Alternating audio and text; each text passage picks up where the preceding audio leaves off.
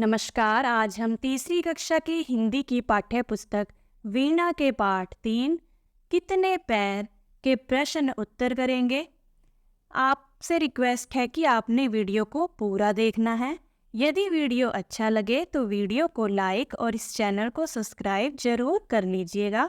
तो आइए आज का वीडियो शुरू करते हैं।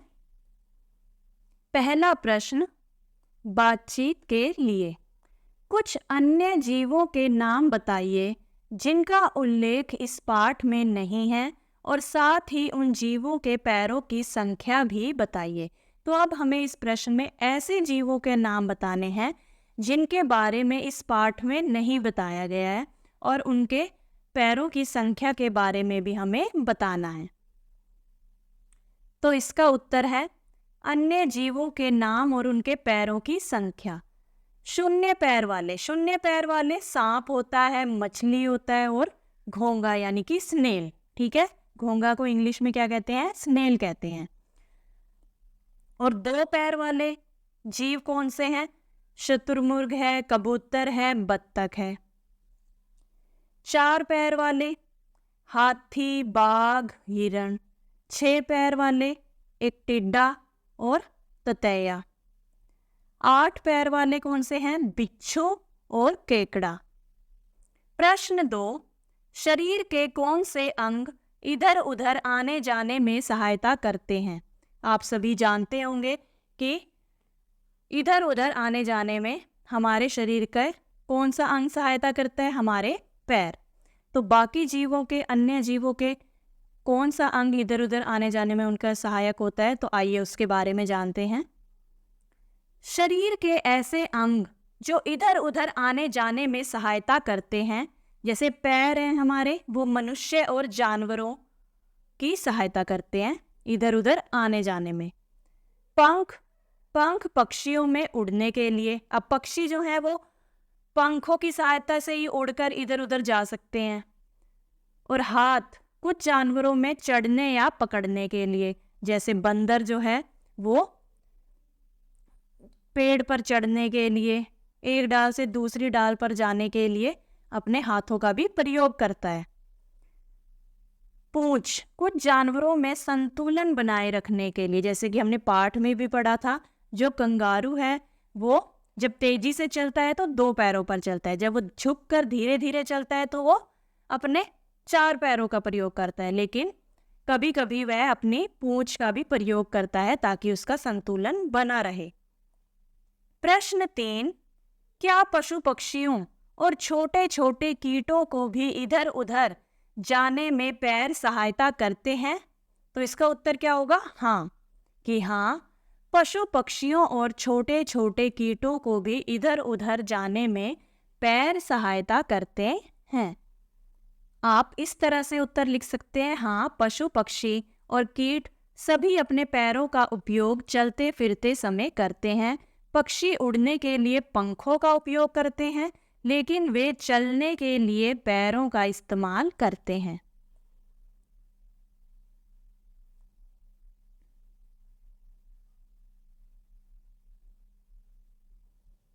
प्रश्न 4, केंचुए के अतिरिक्त आप कोई और जीव बता सकते हैं जिसके पैर नहीं होते? तो इसका उत्तर है केंचुए के अलावा सांप और मछली ऐसे जीव हैं जिनके पैर नहीं होते। प्रश्न 5, पैरों के अतिरिक्त हमारे शरीर में और कौन कौन से अंग दो की संख्या में होते हैं? हमारे दो पैर होते हैं, ठीक है, और हमारे शरीर में और कौन कौन से अंग हैं जिनकी संख्या क्या होती है? दो होती है। जैसे कि हमारे दो कान हैं, दो आंखें हैं, ठीक है, दो हाथ हैं। और अगर आंतरिक अंगों की बात करें तो दो किडनी, गुर्दे, है ना। तो इन्हें आप लिख सकते हैं इस प्रश्न के उत्तर में। तो इस तरह से आप अपना उत्तर लिख सकते हैं, आंखें, कान, हाथ, फेफड़े, गुर्दे। अगला प्रश्न, आपका पैर। अपने पैर और हाथ की बनावट को ध्यान से देखिए। आपके पैर और हाथ की बनावट में क्या समान है और क्या भिन्न है? कि क्या आपके हाथ की बनावट में क्या चीज जो है वो समान है, एक जैसी है, और क्या भिन्न है यानी अलग है। उसे पहचानिए और लिखिए। जैसे यहाँ पे पैर के बारे में और यहाँ पर हाथ के बारे में दिया गया है कि पैरों में क्या होते हैं, पैर में अंगूठे हैं, ठीक है, और हाथ में भी अंगूठे हैं। पैरों में भी उंगलियां हैं और हाथों में भी उंगलियां हैं, यानी समान है ये। पैरों में भी हमारे नाखून हैं और हाथों में भी नाखून हैं, तो ये भी समान है। फिर पैरों में तलवा है, ठीक है, जो हमारे पैर की जो निचली सतह होती है उसे हम तलवा कहते हैं, और हाथ की सतह को क्या कहते हैं हम, हथेली। तो ये दोनों क्या है, भिन्न है। पैर में तलवा है और हाथ में हथेली है। फिर पैर में एड़ी है, जो पीछे के पैर के आपके पीछे का जो हिस्सा होता है उसे क्या कहते हैं, एड़ी कहते हैं, ठीक है। और जहाँ से आपका हाथ शुरू होता है, हाथ की बनावट शुरू होती है, उसे क्या कहते हैं, कलाई कहते हैं, ठीक है। तो ये भी क्या है, भिन्न है। अंगूठे, उंगलियां, नाखून हैं, ये तो हाथ और पैरों में दोनों क्या है, समान है, एक जैसे हैं। लेकिन पैरों में तलवा है, एड़ी है, और हाथ में हथेली है, कलाई है, ये भिन्न है। अगला प्रश्न, पाठ के भीतर सही कथन के आगे सही का चिन्ह लगाना है हमें। सभी जीवों के केवल 2 ही पैर होते हैं? नहीं, किसी के 4 होते हैं, किसी के तो होते ही नहीं है, और किसी के 8, किसी के 6, है ना, अलग अलग होते हैं, हमने पाठ में जैसा कि पढ़ा। तो ये क्या है, बिल्कुल गलत है कि सभी जीवों के केवल दो ही पैर होते हैं। ये कथन क्या है, गलत है। अगला कथन है, केंचुए अपने पेट के बल सरकते हैं क्योंकि उनके पैर नहीं होते। बिल्कुल सही है, और हमने पाठ में भी ये पढ़ा था। 2 पैर वाले जीवों को द्विपाद कहते हैं, द्विपाद यानी कि 2 पैर। तो ये बात बिल्कुल सही है। गाय, भैंस, बकरी आदि चतुष्पाद है, यानी कि उनके 4 पैर होते हैं, तो ये बात भी बिल्कुल सही है। जीवों के पैरों की संख्या 0 से लेकर कई 100 तक हो सकती है। पाठ में भी हमने ये लाइन पढ़ी थी, तो ये क्या है, ये कथन बिल्कुल सही है। अब अगला प्रश्न है, नीचे दी गई तालिका में पैरों की संख्या के अनुसार जीवों के नाम लिखिए। तो हमें तालिका दी हुई है, यहाँ पर हमें 0 पैर वाले, यहाँ पर 2 पैर वाले, यहाँ पे 4 पैर वाले, यहाँ 6 पैर वाले, यहाँ 8 पैर वाले जीवों के नाम लिखने हैं, और यहाँ पर 8 से अधिक पैर वाले जीव का नाम लिखना है। तो 0 पैर वाले कौन कौन से हो गए हमारे, सांप, मछली, केंचुआ। 2 पैर वाले कंगारू हो गया, मनुष्य हो गया, चिड़िया हो गई। 4 पैर वाले कुत्ता, बिल्ली, शेर, कुछ भी लिख सकते हो आप, बाघ, हिरन, ठीक है। 6 पैर वाले हो गए, खटमल हो गया, तितली हो गई, चींटी हो गई, ठीक है। कॉकरोच के भी 6 पैर होते हैं, कॉकरोच भी आप लिख सकते हैं। 8 पैर वाले बिच्छू, मकड़ी, घुन। घुन क्या होता है, गेहूं में लगने वाला कीड़ा, आपने देखा होगा जीव, ठीक है, जो गेहूं में लगता है, उसे क्या कहते हैं, घुन कहते हैं। इसके अलावा ऑक्टोपस भी एक जीव है जिसके 8 पैर होते हैं। और 8 से अधिक पैर वाला कौन है, कनखजूरा, ठीक है। इस तरह से आपको ये तालिका भरनी थी। अब अगला प्रश्न है, कैसे रखें पैरों का ध्यान। अपने सहपाठियों से चर्चा करें कि हम अपने पैरों का ध्यान कैसे रख सकते हैं। एक उदाहरण हमें दिया गया है, नाखूनों को नियमित रूप से काटना, कि हमारे जब पैर के नाखून बढ़ जाएं तो हमें उन्हें समय समय पर काटना चाहिए। साफ सफाई रखना, अपने पैरों को अच्छे से धोना चाहिए, अपने पैरों की साफ सफाई का ध्यान रखना चाहिए। आरामदायक जूते चप्पल पहनना, हमें ऐसे जूते या चप्पल का चुनाव करना चाहिए, ऐसे जूते चप्पल पहनने चाहिए जो हमारे पैरों के लिए आरामदायक हों, ठीक है। ऐसे नहीं पहनने चाहिए जो हमें हमारे पैरों को काटे। फिर समय समय पर पैरों की मालिश करना, कि हमें समय समय पर अपने पैरों की मालिश, मसाज भी करनी चाहिए, ठीक है। तो इस तरह से हम अपने पैरों का ध्यान रख सकते हैं। अगला प्रश्न, भाषा की बात। 4 पैर वाले जीवों को चतुष्पाद कहते हैं और चतुष्पाद का प्रचलित शब्द चौपाया है, जिसका अर्थ है चार पैर वाला। चौपाया यानी चार पैर वाला। इसी प्रकार चार की संख्या बताने वाले कुछ और शब्द खोजकर लिखिए। जैसे एक उदाहरण हमें दिया गया है यहाँ पर, चतुर्भुज और चौराहा। तो इसके अलावा और कौन से शब्द हो सकते हैं जो हमें चार की संख्या के बारे में बताएं? तो वो हो सकता है चार दीवारी।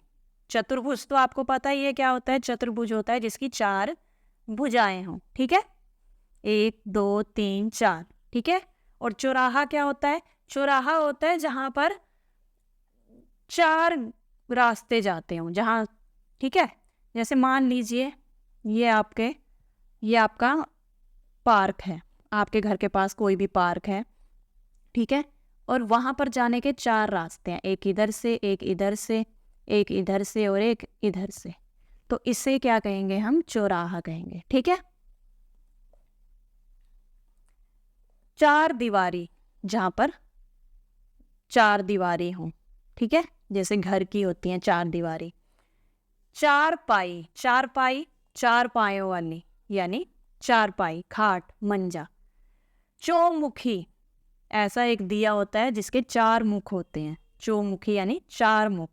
दीपावली पर आपने देखा होगा, आपके घरों में जलता होगा चौमुखी दिया। चौगुना यानी चार गुना, ठीक है। तो इस तरह से आप इन शब्दों को लिख सकते हैं जिनसे हमें चार की संख्या का पता चलता है। अगला प्रश्न, नीचे दिए गए उदाहरण के अनुसार तालिका पूरी कीजिए, ठीक है। तो ये हमें 1 से 10 तक गिनती दी हुई है जिसमें कुछ शब्द बीच में से गायब हैं, तो हमें उन्हें लिखना है। तो पहले हम इस तरह से लिखेंगे, 1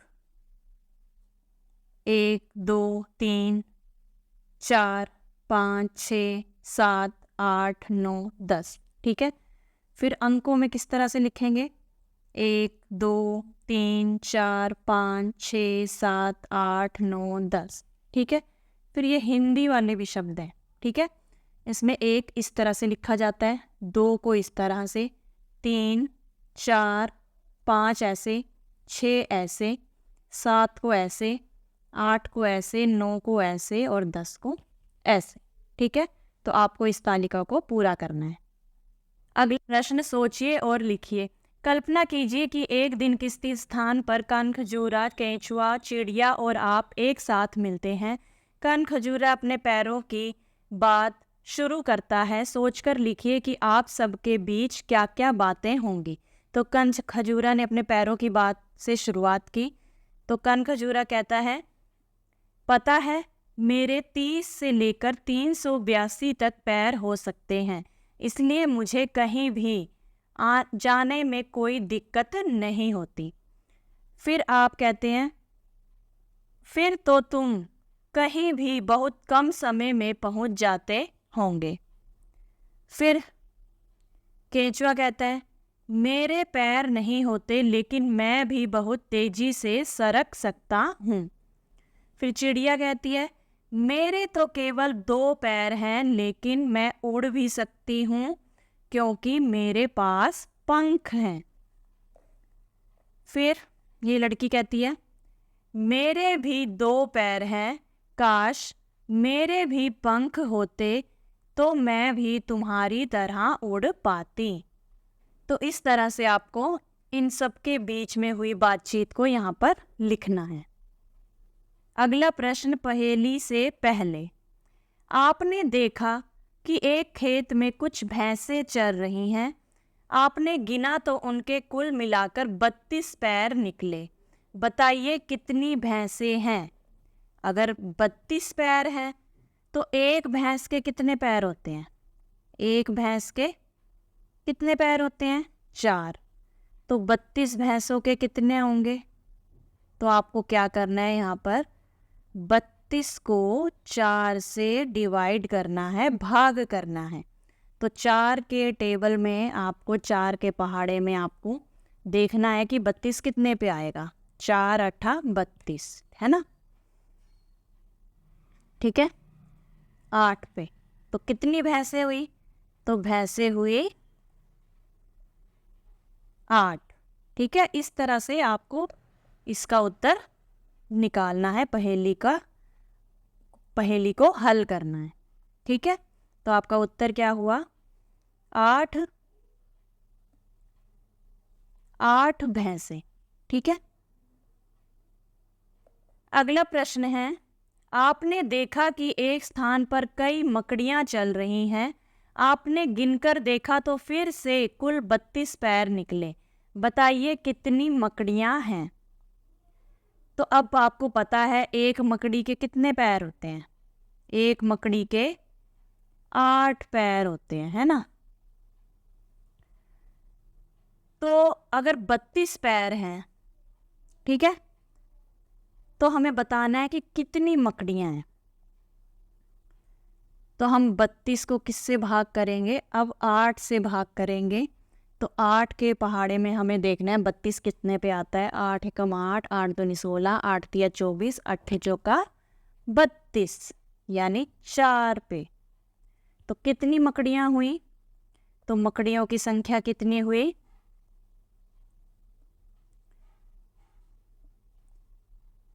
मकड़ियां 4 मकड़ियां। ठीक है, अगला प्रश्न है, अब एक और स्थान पर आपने देखा कि कई चींटियां और मकड़ियां चल रही हैं। आपने गिनकर देखा कि उनके कुल मिलाकर 34 पैर हैं। बताइए कितनी चींटियां और कितनी मकड़ियां हैं? अब आपको पता है चींटी, एक चींटी के 6 पैर होते हैं। ठीक है, और एक मकड़ी के 8 पैर होते हैं। ठीक है, मान लीजिए अगर 2 चींटियां हैं तो 6 दूनी 12 पैर हो गए। ठीक है, और अगर 2 ही मकड़ियां हैं तो 8 दूनी 16। तो अगर हम इन दोनों का टोटल करें तो क्या मिलेगा हमें? 6 और 2 8, 28। अभी भी 34 तक हमें पहुंचना है। 34 पैर होने चाहिए लेकिन 28 आए हैं। तो 34 होने में कितने की कमी है? कितने की कमी है 34 होने में? 29, 30, 31, 32, 33, 34, यानी 6 की कमी है। 6 की कमी है ना? तो हम क्या करेंगे, तब क्या करेंगे कि एक चींटी को बढ़ा देते हैं, क्योंकि चींटी के 6 पैर होते हैं और हमारे पास 6 की कमी आ रही है। तो हम क्या करेंगे, चींटी को बढ़ा देंगे। ठीक है, तो कुल चींटियां कितनी होगी? चींटियां हो गई 3 और मकड़ियां हो गई हमारे पास 2, क्योंकि चींटियों के 6 पैर होते हैं। तो 6 तिया 18, यानी 18 पैर चींटियों के हो गए और मकड़ियों के हो गए 16। तो इन दोनों का टोटल क्या हुआ? 34। ठीक है, ठीक है, इस तरह से आपको इसको हल करना है। अगला प्रश्न, बूझो तो जाने। लालटेन ले पंखों में उड़े अंधेरी रात में, जलती बाती बिना तेल के, ठंड और बरसात में। अब हमें बताना है ये कौन सा जीव है कि लालटेन ले पंखों में, कि उसके पंखों में क्या होती है? लालटेन की तरह रोशनी होती है और अंधेरी रात में वह उड़ती है। जलती बाती बिना तेल के, कि बिना तेल के उसकी जो बत्ती है या जो लाइट है वो जलती रहती है, चाहे ठंड हो चाहे बरसात हो। तो इसका उत्तर है जुगनू। ठीक है, जुगनू एक ऐसा जीव है जो अंधेरे में रात में अगर उड़ता हुआ नजर आता है तो आपको वहाँ पर रोशनी नजर आएगी, क्योंकि उसके पंखों में लालटेन की तरह लाइट होती है, रोशनी होती है। ठीक है,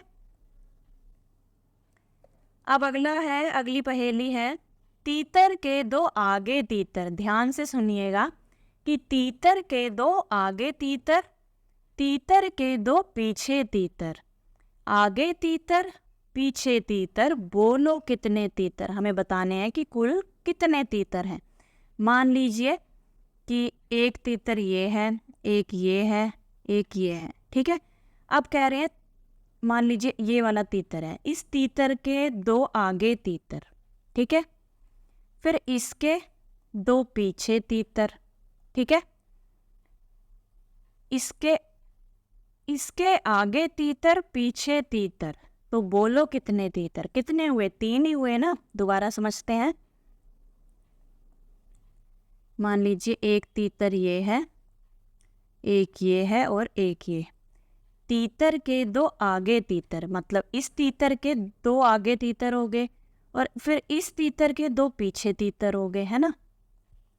अब इसके आगे भी तीतर है, पीछे भी तीतर है, तो बोलो कितने तीतर? 3, ठीक है। तो इसका उत्तर क्या है? 3 तीतर, ठीक है। अब ये केवल पढ़ने के लिए है। दोस्त के जूते। मेंढक जूते बनाता था। ये है मेंढक का चित्र। एक दिन उसकी दुकान के सामने से एक काला चींटा निकला। ये रहा चींटा। चींटे के पास गुड़ की डली थी। ये इसके पास गुड़ की डली है। मेंढक ने चींटे से कहा, थोड़ा गुड़ दे दो। मेंढक ने चींटे से क्या कहा? कि मुझे थोड़ा गुड़ दे दो। मच्छर खाते खाते ऊब गया हूँ, यानी कि मच्छर खाते खाते मैं बोर हो गया हूँ। चींटा बोला, अगर तुम मेरे दोस्त के लिए जूते बना दो तो आधा गुड़ तुम्हारा।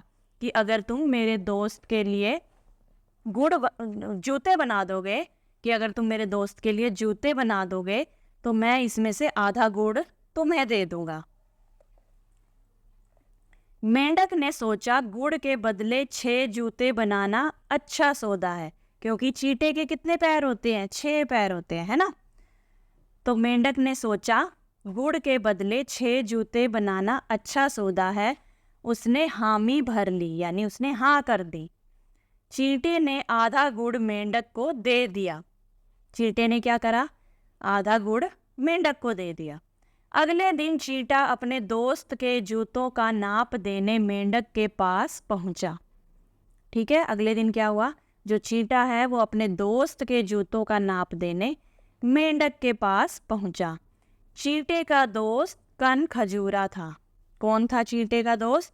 कान खजूरा। अब मेंढक उसे देख के हैरान हो गया कि अरे ये क्या हुआ, मेरा तो उल्लू ही बन गया। मुझे लगा था कि चींटे का मित्र जो है वो चींटा ही होगा, उसका दोस्त जो है चींटा ही होगा, तो मुझे केवल 6 जूते बनाने पड़ेंगे। लेकिन इसका दोस्त तो कौन निकला? कान खजूरा निकला, है ना। और अब कान खजूरा के पैर तो कितने होते हैं? 30 से लेकर 382 तक पैर होते हैं इसके। तो अब उसे कितने जूते बनाने पड़ेंगे? 382। तो वो कह रहा गुड़ मिला मुझे थोड़ा सा और जूते बनाने पड़ेंगे 382। आशा करती हूँ आपको इस पाठ के सभी प्रश्न अच्छे से समझ में आ गए होंगे। मिलते हैं अगली वीडियो में। तब तक के लिए नमस्कार।